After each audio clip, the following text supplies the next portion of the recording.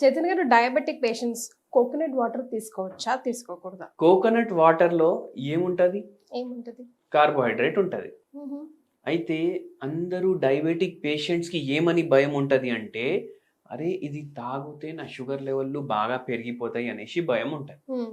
ఇక్కడ మొత్తం game glycemic index ది ఉంటుంది. మ్హూ. రైస్ తింటామా? మ్. రైస్ ది గ్లైసిమిక్ ఇండెక్స్ ఎంత ఉంటుంది? మ్. 80 వరకు ఉంటుంది. ఓ కొబ్బరి బొండాది గ్లైసిమిక్ ఇండెక్స్ 54 నుంచి 60 వరకు ఉంటుంది. ఓకే. మనం వండి తింటాం కదా రైస్, మ్. దానికన్నా తక్కువ. మ్. ఎంత తక్కువ? ఒక 20 నుంచి 30 యూనిట్లు తక్కువ. మ్. మీకు కొబ్బరి బొండ చాలా ఇష్టం ఉంది మ్. అంటే మీరు తీసుకోవచ్చు. మ్. దానికి కొన్ని టర్మ్స్ అండ్ కండిషన్స్ ఉన్నాయి. అంటే మ్. ఏంది, ఈ మధ్య ఎట్లా అయిపోయింది అంటే ఏది చూసినా డబ్బాలో వస్తుంది. మ్. టెట్రాపాక్స్. డబ్బాల్లో కోకోనట్ వాటర్ అమ్ముతుండ్రు. మ్. గవి తాగొద్దు. ఓకే.